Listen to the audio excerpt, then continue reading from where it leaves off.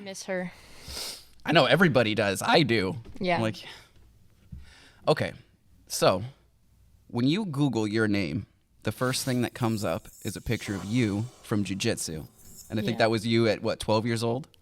Yeah, something like that. 11, 12 probably. Was jiu-jitsu your first sport? No. I've been doing sports my whole life. I think I started somewhere with like gymnastics, moved to track, and then I got into volleyball. But jiu-jitsu was somewhere in the middle. Even when I was doing jiu-jitsu, I always moved to other sports as well.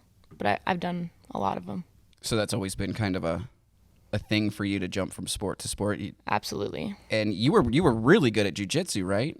I mean, for my age at the time, yeah, I went to Pan Am's, which was kind of like the highest thing I could do for my age, especially like within the nation. Right. So I performed really well there. I went there, I think it was only twice, but I competed a lot. So. Okay, so did you go from jiu-jitsu straight to wrestling? Was that the jump? No. So I did jiu-jitsu for, I would say, 4 or 5 years straight. That was my main sport. And then I kind of got burnt out of it just from competing so much. And, you know, it gets kind of grueling over time. But I went to high school and then I started doing volleyball. And then I was on the soccer team for Barry Goldwater. So that was freshman year, right? My freshman year. Okay. And I didn't do wrestling my freshman year. So I just did those two. And then I just like randomly picked up wrestling my sophomore year. I remember I was at lunch my sophomore year and this kid, he was talking about wrestling and I was like, oh, like that's cool. You know, I do jiu-jitsu. And he was like, no, like this is hard. Like practices are like so like much harder than football. And I was like, they can't be that bad. Like, I'm sure I could do that. And he's like, well, I mean, you know, you'd have to like work at it a while to be even like good. And I was like, yeah, he was kind of wrong about that. I was like, okay, well now I have to go. And then Right. I remember telling my dad that I wanted to do wrestling and he was just like, oh boy, like. So were they supportive? Were your parents supportive of the whole? I mean, they had to have been of the combat sports, right? Oh yeah, so Ed, my dad, has been doing jiu-jitsu as long as I've been doing jiu-jitsu, so he loved that. But the idea of wrestling was very new to him, and honestly, I think it took a minute for him to like be okay with it. But if I chose to do it, he was going to support it no matter what. And obviously now he's a huge supporter of it. Right. So your sophomore year, you pick it up. How quickly did you know that you were really good at it? Because you took a state championship your first year. Yes. What weight class was that? 132. So at 132, you took at sophomore year, your first year wrestling, you take state championship. What was that like? Like, what was that year like leading up to that for you? So I went to preseason for a little bit, and I had no idea like my skill compared to other people's skill at the time. So it was kind of all new to me. I remember the first tournament and things like that. It was still really new, and it was far from jiu-jitsu. I think people compare the two a lot, and while jiu-jitsu taught me how to move my body in like relation to another person, so different sports, and the mentality you have in both of them are very different. So coming in, I was just kind of open-minded to everything, but that whole season, I had no clue like how state would go. And as Coach T, like he prepares the season for state. That is what we prepare for, as most teams do. And I was like, Coach T, Barry Goldwater, is one of the best. I mean, probably is the best wrestling coach out in Arizona. He creates state champions. Like he's an amazing dude. Sorry. Absolutely. And so I remember I didn't even know what state was. Like I've never done this before. I don't know anybody who like won or anything like that. So this is a very abstract idea of state. I'm like, okay, like I have to do good at it, I guess. Okay, what's that like walking in to state as you, like you said, you have no idea what's going on. And so what is that first feeling like? So for my first state, we were in a huge arena. It was massive, and there were so many people there, and it was a 2-day event for girls. And I remember I was like abnormally comfortable. Like I was very comfortable being in that kind of room because in jiu-jitsu, sometimes like I had to go and compete in that kind of space. So that didn't like overwhelm me whatsoever, but there were so many people there. like so many athletes, all the way from Division 1 all the way down. So walking in, I just had this mindset of, just worry on the first one. You just got to worry about the first match. That's all you have to get done. And then after that, the second one. And then after that, the third one. And then slowly, I remember making it to finals, and I was like, wow, I've made it. Like, I already felt so proud of myself. And just like, I don't know, I was very calm through my first state for, never doing it before. I think I was the most calm during that one, just because I had no clue what to expect. What was that very first title like? Like, as soon as you have that, you have her pinned, you won. What's like your first reaction? Because I know what it is now. I have your new reactions now. What was that like that very first time? I was shocked, honestly, because when I went into that, like a little side story, I remember being in the line, and so we're in the back in this completely separate room, all the finalists, and we're in a row by weight class, and I remember like 2 weight classes behind me, there was this girl, and she was like, your girl is really hard.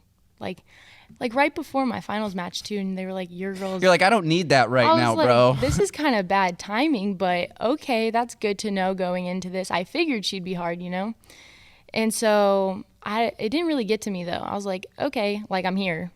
How did you beat her? I beat her by points. You beat her by okay, yeah. Awesome. It was not like a huge amount, but I think 4 or 5, something like that. Doesn't matter. Yeah, exactly. Winning is winning.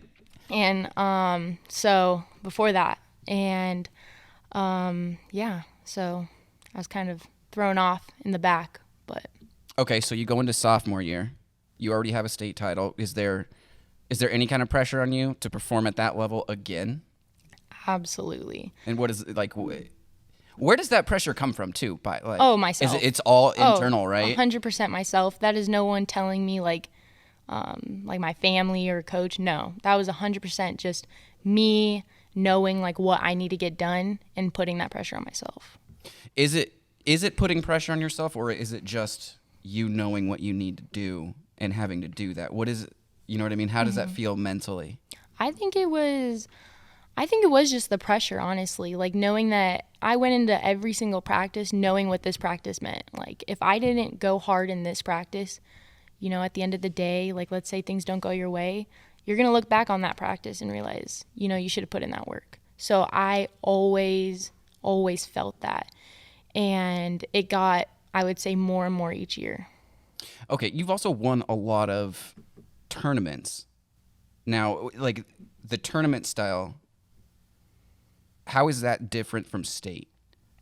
Like the pressure-wise because you've taken a lot of titles.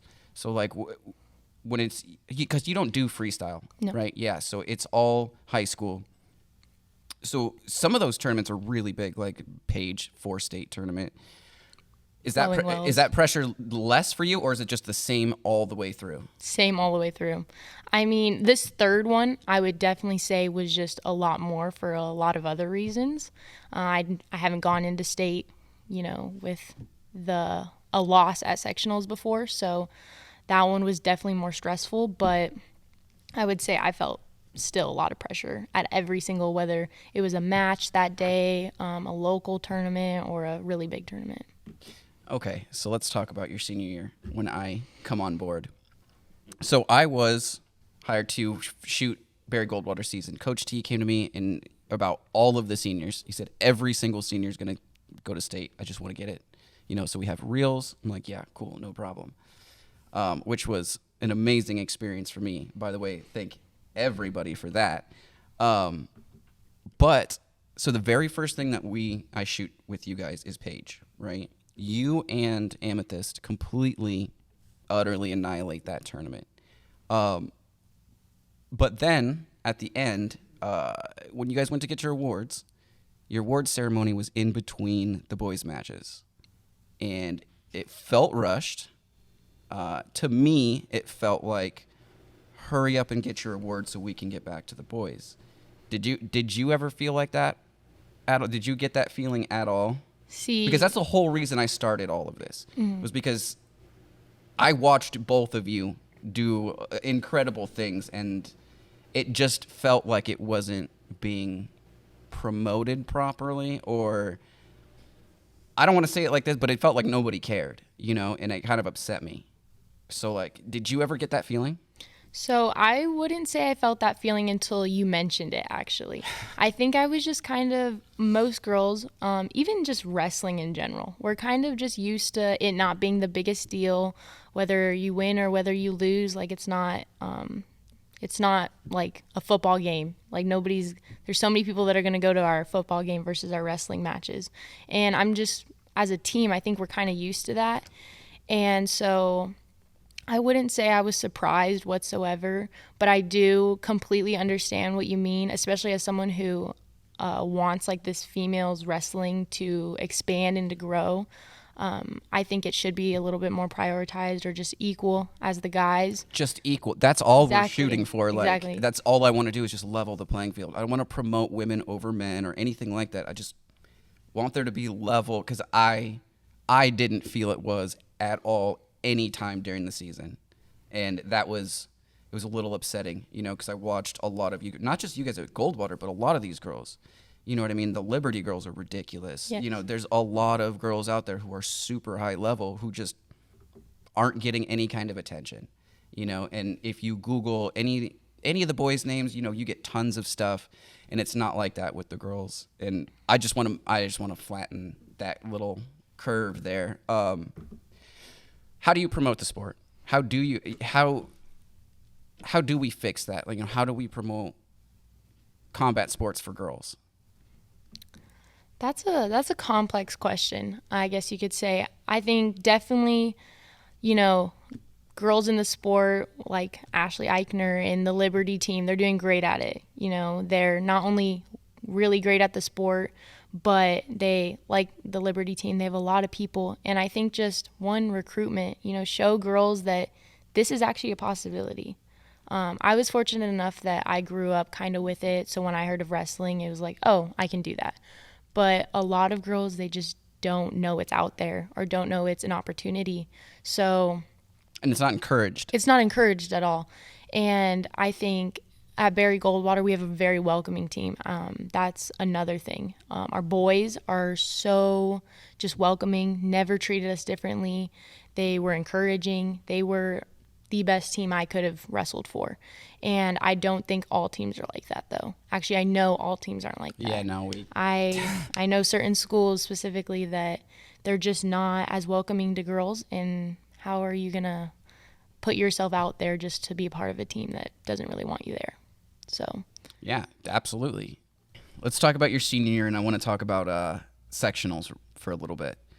So sectionals comes up. I had been shooting you for that half season. I had never seen you lose. I had never seen you really challenged by anybody.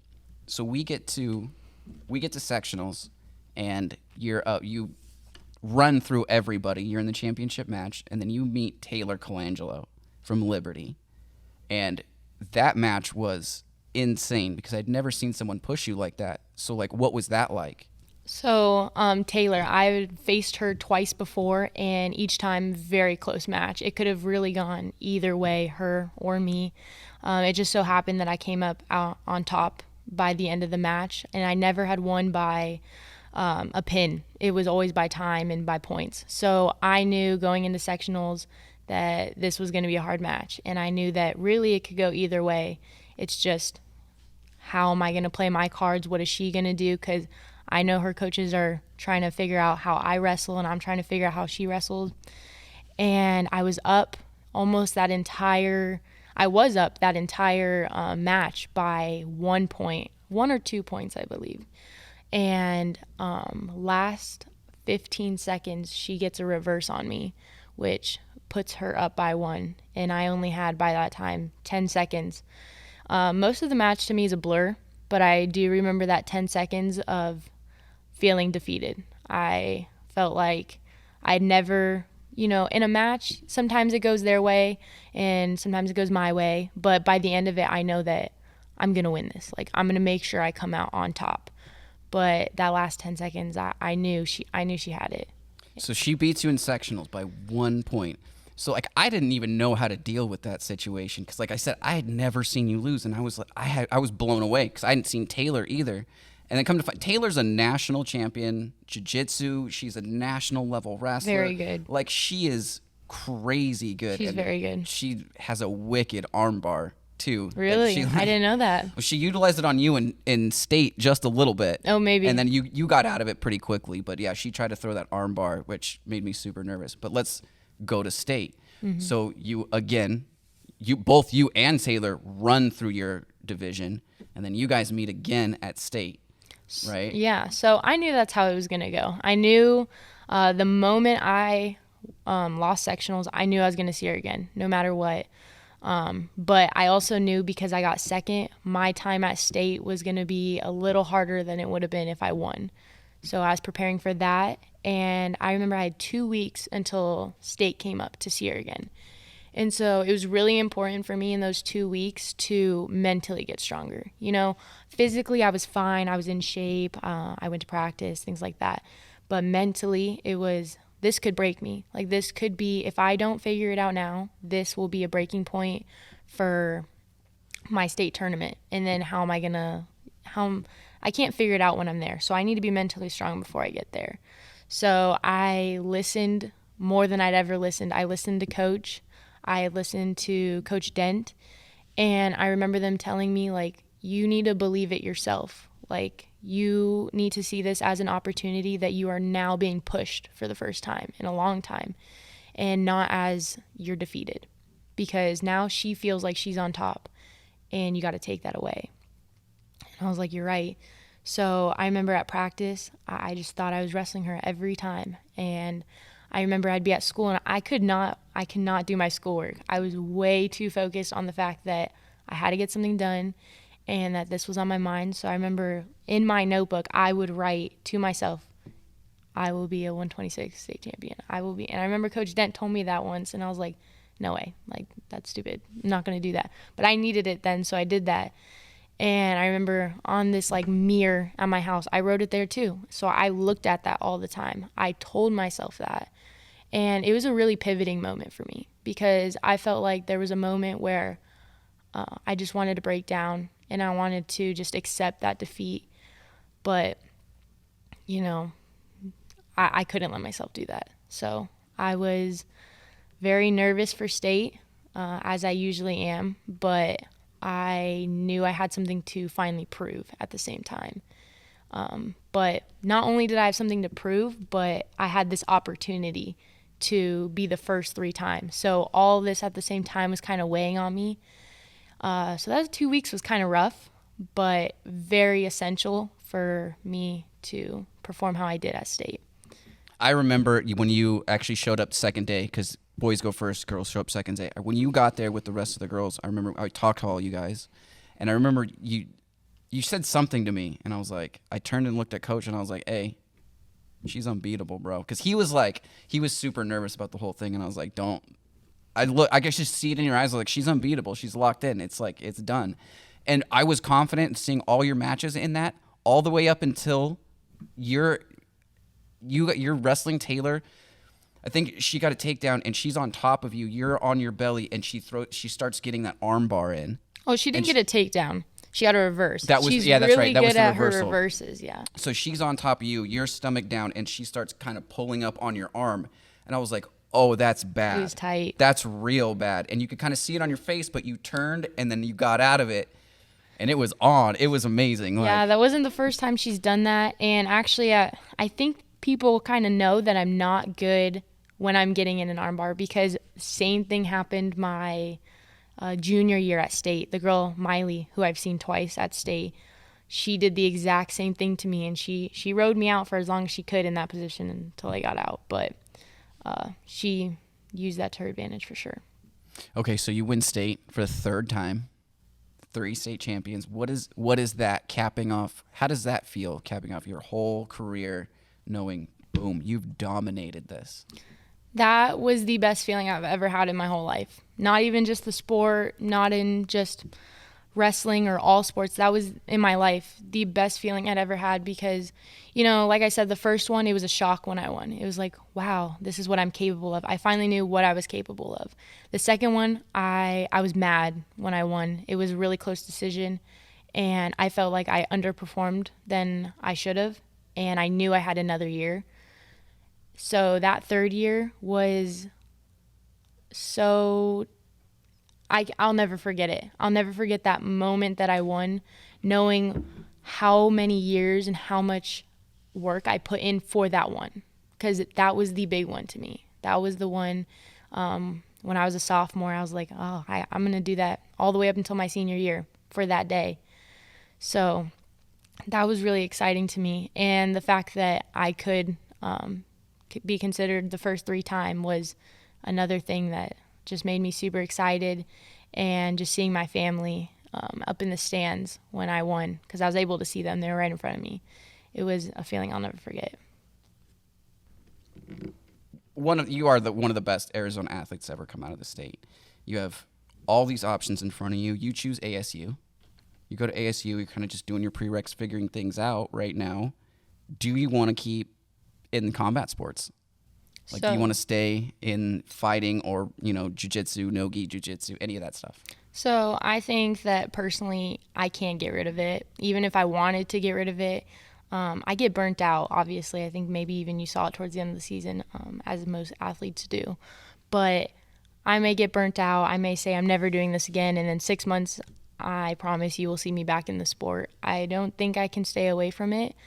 I love the feeling of going through that grind and then being rewarded for it. You put in a certain amount of effort, and based on how much effort you put in, you will get it back. So I think I'm just kind of addicted to that, whether it's wrestling, jiu-jitsu, fighting. That's what I was going to ask. Where do you think you want to go? Is it college wrestling, or is it just go straight to MMA and start training MMA at this point? So right now I'm kind of open to a lot of ideas. I kind of want to see what I can do, but personally I'm really into the idea of fighting. I think it's, I haven't done anything with my hands. I've never done boxing, striking, any of that. So I'm just curious, how am I going to do? Let's try it out. I want to be good at all of it. So I think that's where I really want to go next. But who knows? Maybe I could start doing wrestling again first. Okay. So what are you studying at ASU right now? I'm taking political science. You're a poli-sci major. Yes. Awesome. What do you want to do with that? I like the idea of what I'm learning right now. Okay. I think in high school, everybody's learning the same thing. It's not really what do you like to learn. Right. And right now I'm just really enjoying learning something that I'm interested in. And, it's always a possibility that I can get into it in the long run with politics, but that's far down the future. So. Yeah, absolutely. Okay, so you're sitting here now. What does the future look like for you? Like, what are you looking forward to right now? So as of now, kind of have a lot of things in mind of what I could do, but like I said, I am definitely going to get into combat sports again, whether that's wrestling or jiu-jitsu or fighting. But I'm also just kind of getting adjusted to college life right now. So I'm working through that and getting my schooling done. And as of now, I'm looking sort of into law school. That's a possibility I'm really fascinated with. And I think it'd be super cool to become a lawyer. Yeah, poli-sci and law usually go together. Yeah. So.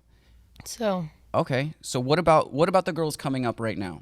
What kind of advice, like, not just with wrestling or combat sports, but going to college, figuring out what you want to do? Like, what kind of advice would you give all those girls? Okay. Like to the wrestling girls or just girls? Just any of them, like trying to figure out what they're trying to do right now. Okay. Because you're a very in control person, and I noticed that all throughout the season, right? You don't lose. You keep control of just about every situation externally, right? But internally, like, what is that struggle like? How do you deal with that? So personally, I kind of mentioned it with the stress and like a lot of pressure on my back. I try to, at least for my team and for those people who are looking at me as like my competition, I try to, push that all aside. I don't want them to know that there's things going on in my head that may be considered weak for, Right. competition purposes.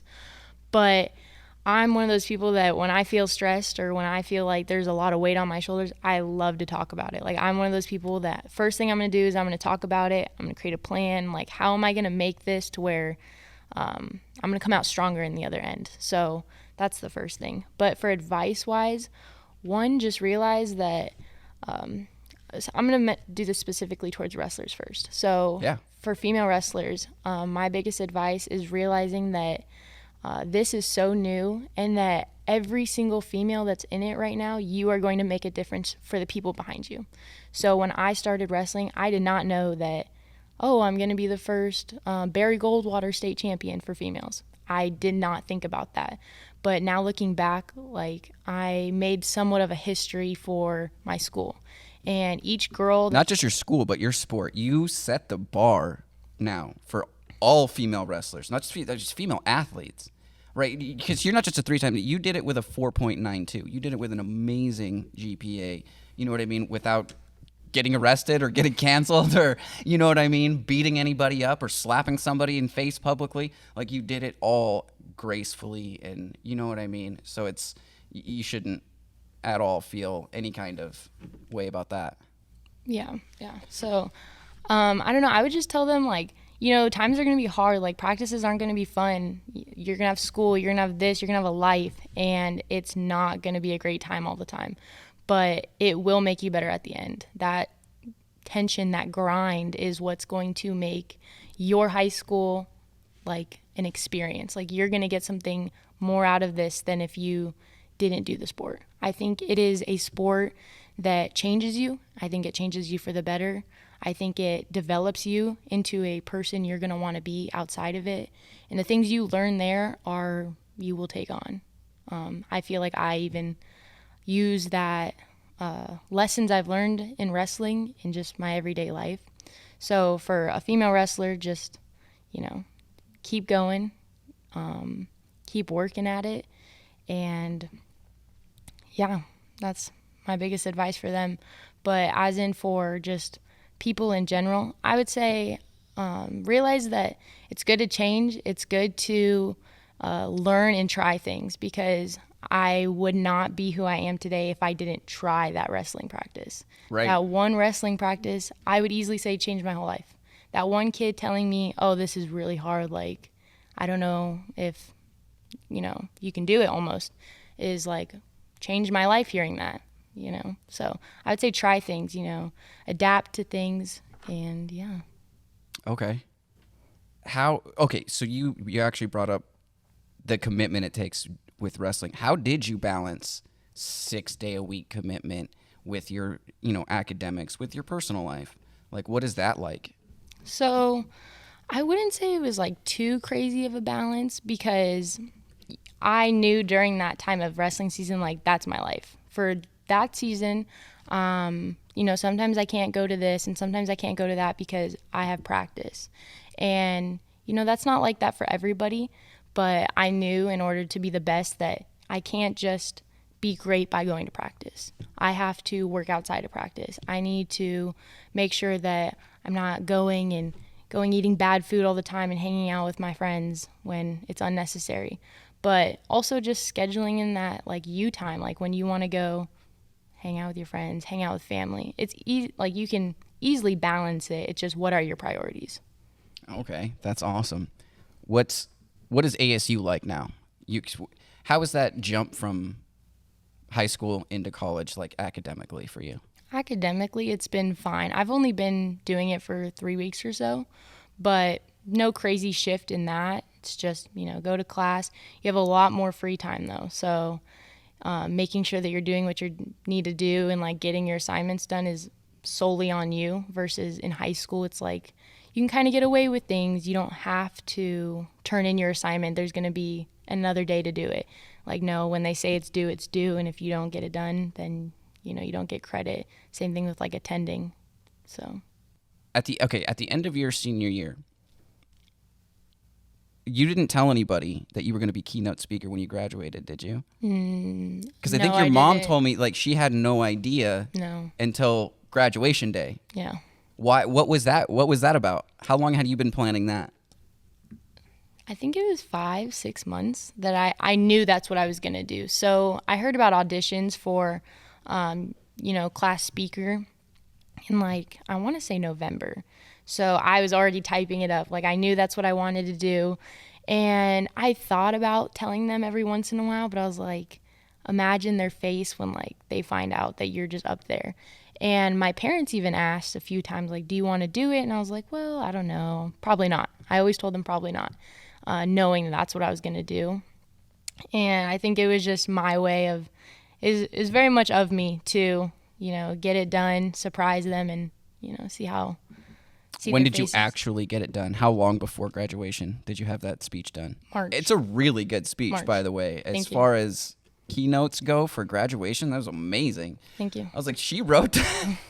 Yeah, March. Well, and that's another, like, wrestlers kind of get a bad rap for, like, not being intelligent, which is completely false. Especially our team. Yeah. Our team was some of the smartest kids were on that team. Absolutely. And, like, you can tell just by, like, talking to people and, like, their personalities that, like, these aren't dumb kids. Like, not only that, because wrestling is chess, it's human chess. When one shift can change the entire match, like, you got to be prepared for all that. So, like, I think it's a really bad stereotype that you guys get, that, like, wrestlers are dumb or whatever. Because they're not. You guys are, like, the most intelligent athletes out there, especially when it comes to body reaction. Like, I don't know if a lot of people know this, but it takes 1,400 times. You have to do something 1,400 times for it to become muscle memory, right? So everything that you've done thousands and thousands of times in order for you to be so good at it, you can just throw it anywhere at anybody. So, and I think that's just ultra impressive. And, like, I couldn't have been happier with state and how everything went for everybody. Like, I don't care if you guys win or lose. It's all about the experience for me. And you guys gave me, like, one of the most amazing experiences, like, I could have throughout shooting, filming, whatever, content production, everything. So I want to thank you guys for that, but you especially, because that was being able to be a part of everything. Like, you got athlete of the year for your district, or actually for the entire state. So you're female athlete of the year. I forgot to even bring that up. The USA Today Awards, that capped off your entire high school career beautifully. I was actually kind of nervous that they weren't going to give it to you. Like, that was the only time I was ever nervous, because I was like, oh, dude, she better get this. I'm going to freak out. But that was awesome. So you get athlete of the year, all these awards.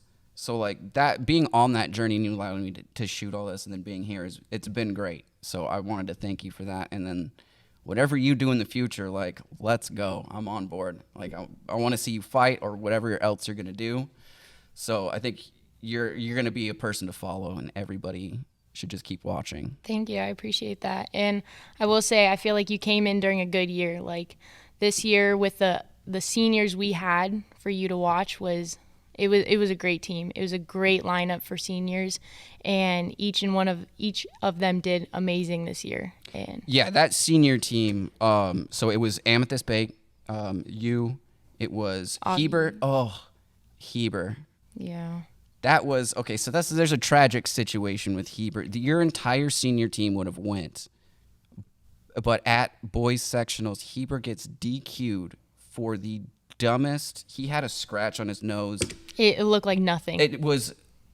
Everybody was baffled by it, but not only him being DQ'd, but then his brother being for DQ'd. no reason. Yeah, for living with him. Like, it was the dumbest situation I've ever seen. That was a terrible situation. And, like, we'll do something for Heber, because every single senior would have went to state at that point. You guys would have, it would have been amazing. But, like, you guys had an amazing team. Augie and Marcos and Zach. Like, you guys, that whole state. It was a crazy lineup. It was awesome too. Like, I did 20. So I don't know if I had told you guys this, but I did 27 miles over 3 days during state, running around place. Yeah. Like, having to go from match to match. It was awesome.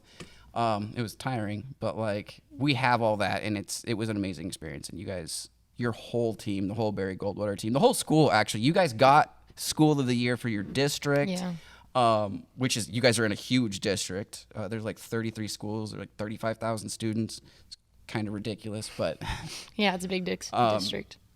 So yeah, I mean, it was an incredible experience. You know what's funny is that I actually feel like I was hardly at state. I remember coach was like, I need you to get away. Like, get away from the room. And so I feel like I was there, you know, went to my match and then booked it because coach didn't really want me to constantly be under like the bright lights and everything. And it worked out well. You I handled appreciate it. very well, though. Like, and that was one of the things I noticed is that you didn't change going from whether it was a match during the season or whether it was state. Like, you were always consistently like the same person, and I think that, you know what I mean. You never changed anything, and I think that it's a lot of part of your success is just being able to be the same person in any situation. That's ultra valuable. You know what I mean? Yeah. So you're gonna go very far, and I can't wait. Hopefully to still be on board. Yeah. So this was great, and we'll talk to you again in like another 6 months. Yeah. See where you're at. We'll see who you're beating up at that point. Mm-hmm. Definitely. Okay, awesome. Thank you for being here. I appreciate it. Thank you. I really appreciate it. I'm glad I got to do this. Yeah, no, this is really good. Thank you.